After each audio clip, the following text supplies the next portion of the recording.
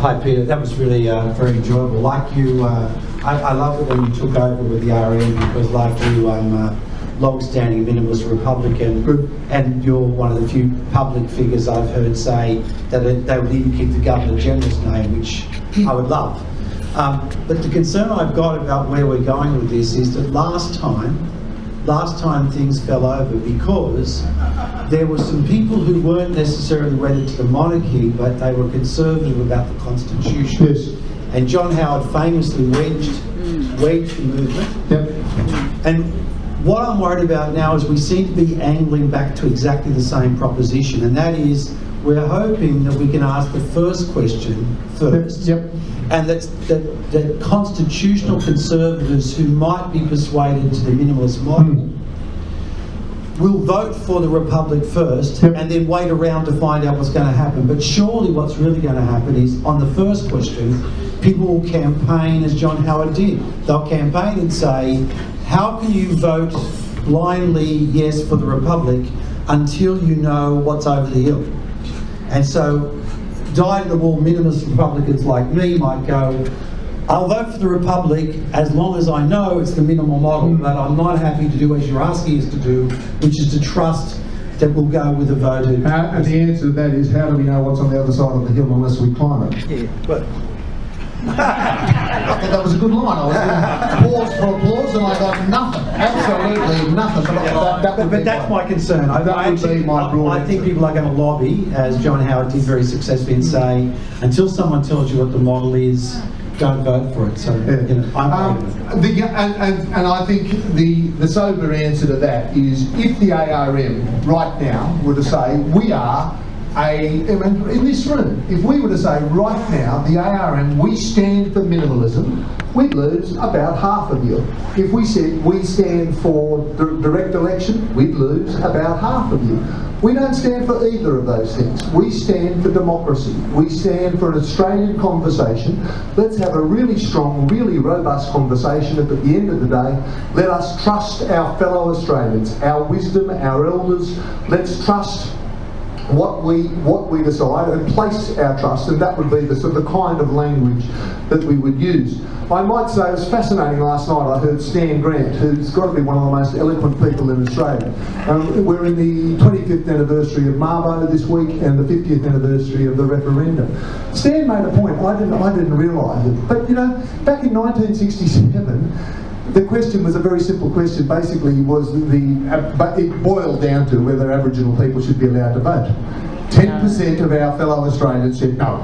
I mean, unbelievable. 10% said that we shouldn't be allowed to vote. A lot of people talk about, you know, where we stand in relation to recognition and where we stand in relation to gay marriage.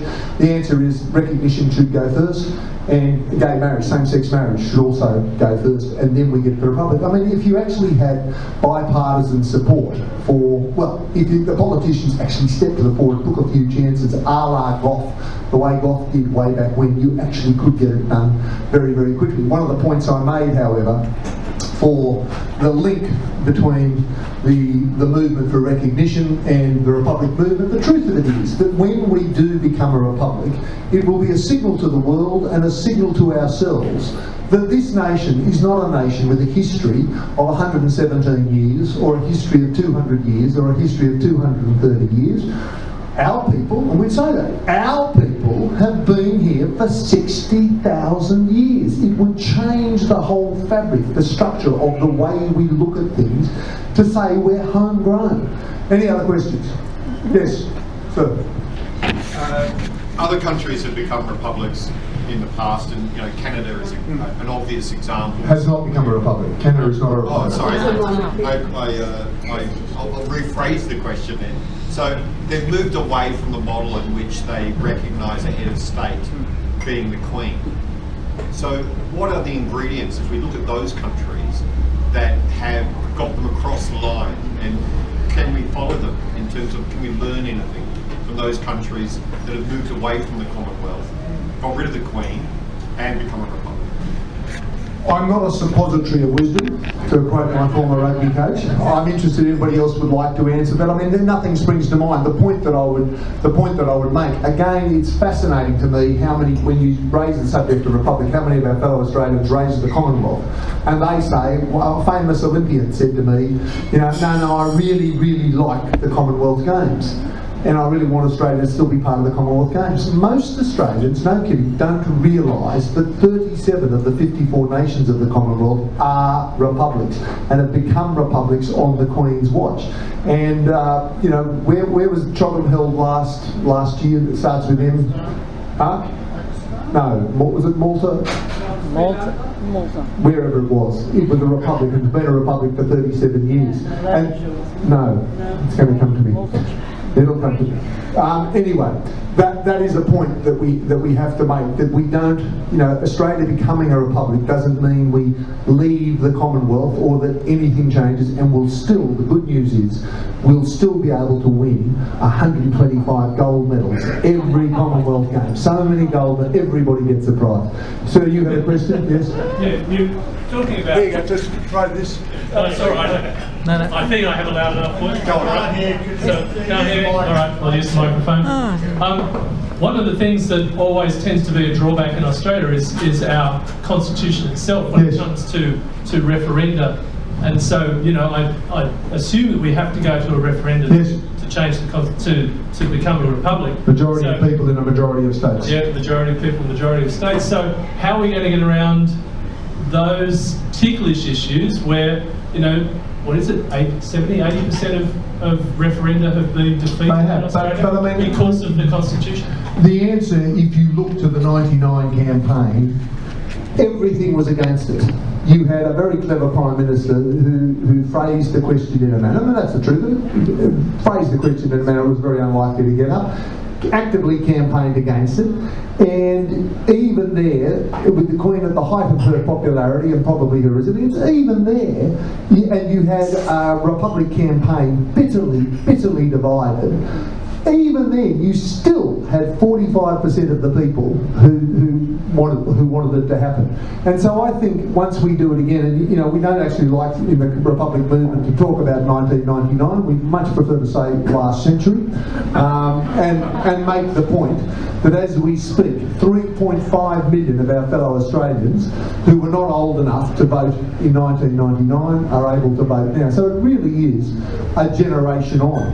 Yes. So what you really need is absolute bipartisan support, and which didn't have last time.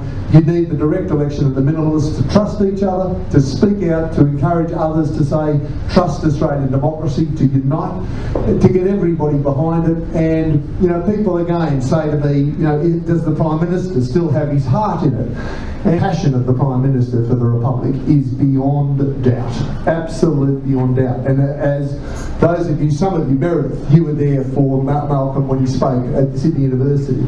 He spoke for 20 minutes, and the first 5 minutes, the room turned electric. It was like Bob Dylan when he first played the electric guitar. It was, Malcolm, this is fantastic. Somebody hand me a chisel.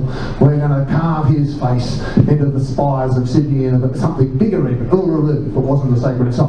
But that's what it felt like in that first 5 minutes. It was fantastic. Next 15 minutes was a little less overwhelming because it was, you know, getting down into the esoteric of who said what in 1992 or 1999. But the passion inside the man is there, and as we did the Declaration of Desired Independence last year, which was, I went round to every Premier and every Chief Minister and said, please sign a simple declaration. I think Australia should have an Australian as our head of state. The first bloke I went to, love him, Will Hodgman, at Tasmania. And I went to see him, and I said, I'll explain what I want to do, and we'll release it next January. And this was October. And he said, his first question was, why do I have to wait till then? Can't I sign it now? I said, well, I haven't written it yet. He said, go and write it. So I did. I went back to the hotel, I wrote it out. Came and he signed it and just took it to Mike Baird, took it to Daniel Andrews, Anastasia Palaszczuk. All of them signed it, bar one, Colin Barnett, who, again, Chatham House rules, said he would, but then didn't. you know, 3 or 4 days before the final deadline, it disappeared into the gaping maw. And I might say, without being bitterly critical of that, I mean, that was the same Colin Barnett, Premier Colin Barnett, who Malcolm had thanked in his 99 book on the referendum for all the good work done by Colin Barnett. And then 2011 meets the Queen of England and goes to Buckingham Palace. And then in 2012 or 2013, when they put $1 billion worth of tea in the Swan River, said to himself, well, who's the person, how can we name this key? Who's lacking recognition? Who has not received sufficient recognition in his or her lifetime? Who should we put for perpetuity? The Queen of England, Elizabeth Key. Oh, please, shoot me. Absolutely. And just as, for many in this room, it still stuns me that in my lifetime, Aboriginal people couldn't vote. 5 years from now, 10 years from now, it will stun us that there was such a hullabaloo about gay marriage, same-sex marriage. 10 years from now, 15 years from now, it will stun us that there was actually a time when we felt that Australia couldn't run our own show, that we actually need to hold the hand of England. Yes? I just wanted to kind of make a general statement about how much is the Republican movement tied up with the issue of Australian national identity and how important and the relationship with reconciliation with Indigenous Australians. And perhaps we can find out a bit more about the involvement of Indigenous. All right, I'll just repeat the question for those. Consultation. I'll just repeat the question. She said, I love your books, where can I buy all your books? No, I'm being right. She said, how are we tied up with national identity and how is it tied up with reconciliation? As I mentioned with reconciliation, I think it will be a huge step forward. To say we're all equal under the Southern Cross, and it really will be something to say we're not just transplanted Britain in the South Seas. You know, I love the line from Kim Beazley, my erstwhile biographical subject, who said we all came here in different boats, but we're in the same boat now. So I think that once we become a republic, it will consolidate our egalitarianism, it will consolidate our respect for the First Peoples, and so I think it will be helpful for reconciliation and helpful certainly for national identity. I did a breakfast with Jay Weatherall, the South Australian Premier, not long ago, and he made the point that once we become a republic, it changes our mindset. It makes us recognise that we've got to sort this out ourselves. We can't, in terms of our relationship with England, Great Britain and America, we can't sort of run up frequent fighter points, so many frequent fighter points, that we think that we can cash them in and they'll come to our aid. We've got to sort ourselves out, and national identity will be, we are our own people. When we were going into the Iraq War in 2003, John Howard famously said, we stand shoulder to shoulder with the United States of America. Helen Clark, the New Zealand Prime Minister, said we stand shoulder to shoulder with the United Nations. And I suspect that once we are not so publicly aligned with other nations, once we say it's just us but beneath the Southern Cross, I think that that will promote a sense of national identity and national independence. Does it require to have a strong national identity to get to the stage of committing to becoming a republic, though? Is that a more important factor? If I were to frame an advertising campaign, and I'm not an advertising campaign person, but I want to say this, that there's a weird dichotomy, if that may be the word, but in the Australian character, in my view. And most of the Australian men here, by no means not all of the men, and certainly a lot of the women here, when the time comes, no joke, we're coming up to the Ashes campaign, there will come a time of the first test, and it'll be at the Gabba, and at the far end, coming off the scoreboard, will be the Australian fast bowler, and he'll start running in, and he'll aim at some poor bumster of an English batsman, and rising from the breast of many an Australian male, and not few Australian women, there'll be a thing of, kill the bastard, take his head off!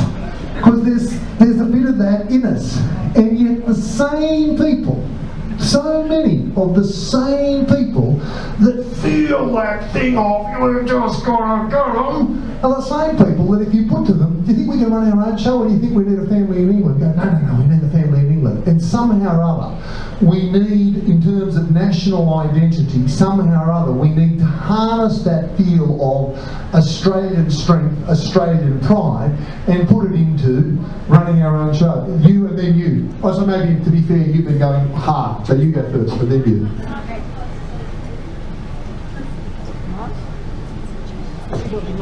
Thanks for it, Peter. I couldn't agree with you more than I'd love to see us sever our ties with these inbred degenerate parasites. I didn't say that.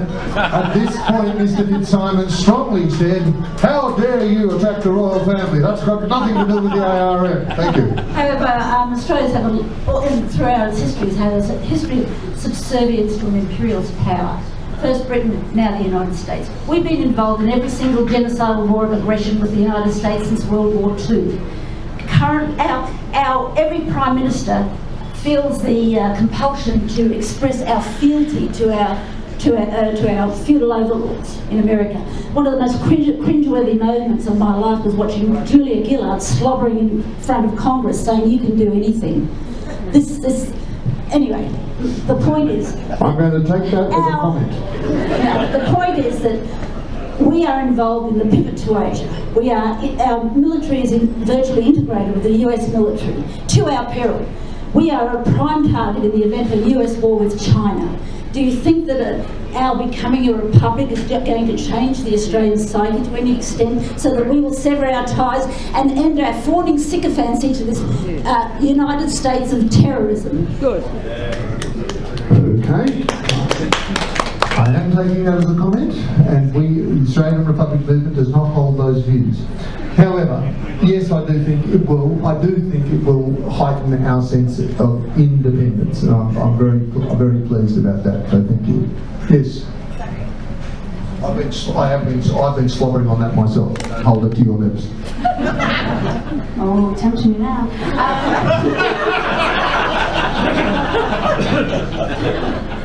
Sorry, my comment was comment/question, just to kind of about this identity of Australians and things like that.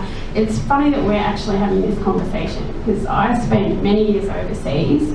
Actually, I was, as an Australian, quite good enough to advise the Chancellor of the Exchequer on policy and various things like that. So it's quite funny that we don't see ourselves as able to make our own decisions when we're actually sought out as people to help them in the big policy in place.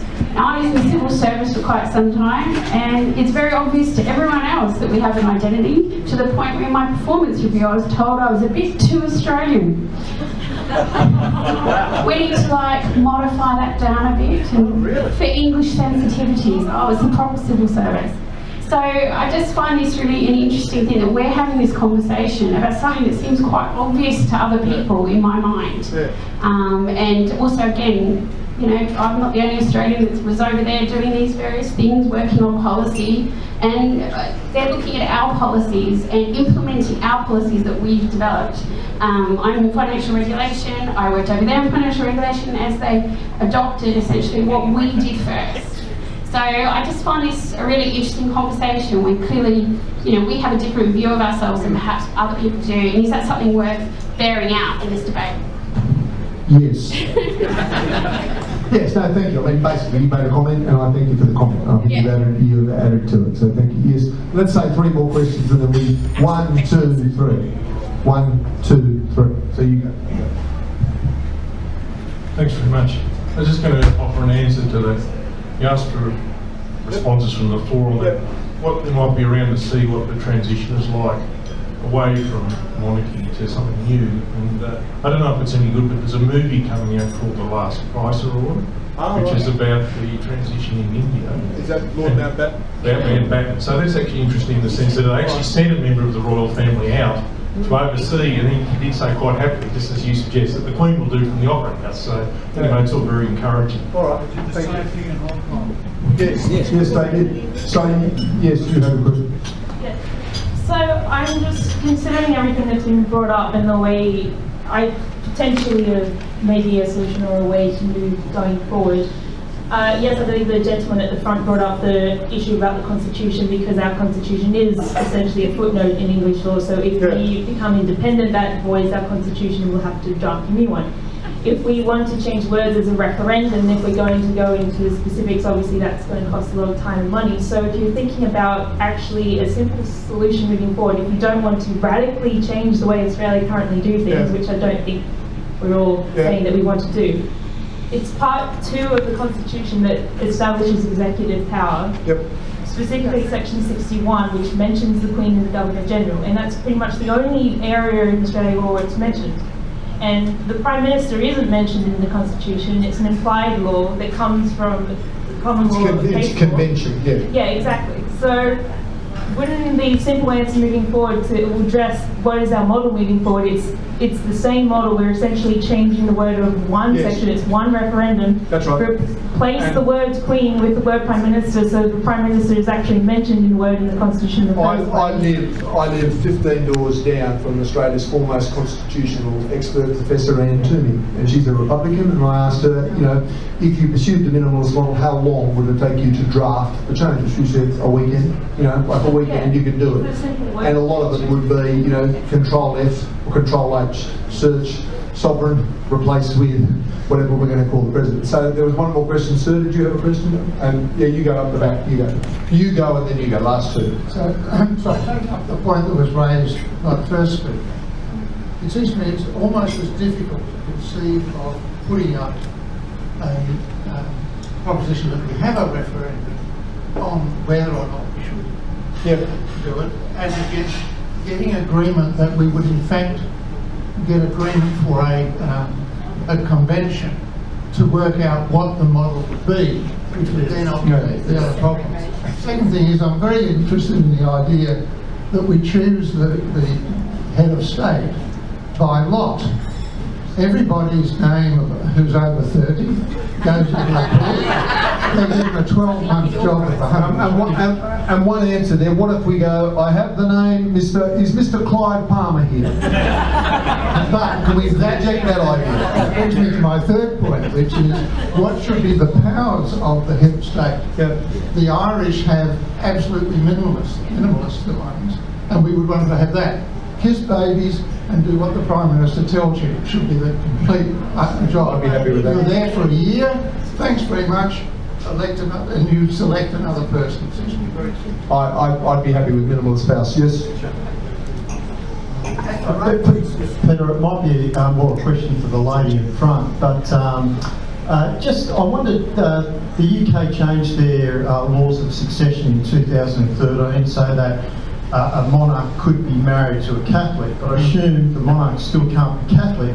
How does that sit with our discrimination laws? That's a very interesting point. That is a very interesting point.